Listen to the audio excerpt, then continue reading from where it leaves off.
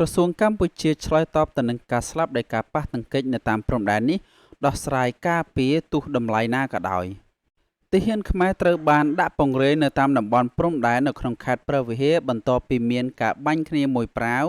ជាមួយនឹងទាហានថៃនៅស្រុកចំខ្សានខេត្តព្រះវិហារដែលបណ្ដាលឲ្យទាហានខ្មែរម្នាក់បានស្លាប់មកដល់ពេលនេះនាយឧត្តមសេនីយ៍ហ៊ីប៊ុនហៀងអគ្គមេបញ្ជាការរងកងពលខេមរៈភូមិន្ទនិងមេបញ្ជាការដ្ឋានរួមទាំងកងទ័ពមកពីខេត្តសៀមរាបជាច្រើនរូប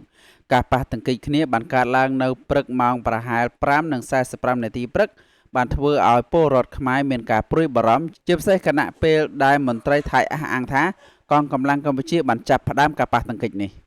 នៅរសៀលថ្ងៃនេះក្រសួងការពារជាតិបានចេញសេចក្តីថ្លែងការណ៍មួយដោយបញ្ជាក់ថាការបាញ់គ្នារយៈពេលខ្លីនេះបានកើតឡើងនៅពេលដែលកងកម្លាំងថៃបានបើកការវាយប្រហារមុន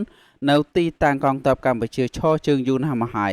សេចក្តីថ្លែងការណ៍មួយបានសង្កត់ធ្ងន់ថាការប្រឈមមុខដាក់គ្នានេះមិនមែនជាជំរើសរបស់កម្ពុជានោះទេហើយនឹងបន្តពិភាក្សាជាមួយនឹងក្រសួងការពារជាតិរបស់ប្រទេសថៃដើម្បីស្វែងរកដំណោះស្រាយរួមគ្នាដែលអាចស្ដារស្ថានភាពឲ្យមានភាពប្រក្រតីឡើងវិញបានយ៉ាងឆាប់រហ័សនិងទប់ស្កាត់ឧបទ្ទវហេតុនាពេលអនាគតទៀតក្រសួងបានបញ្ជាក់សារជាថ្មីថាកម្ពុជាប្រកាន់ភ្ជាប់នៅមធ្យោបាយការទូតនិងដំណោះស្រាយដោយសន្តិវិធីទន្ទឹមនឹងការរក្សាព្រំដែនរបស់ខ្លួនជាមួយនឹងប្រទេសជិតខាង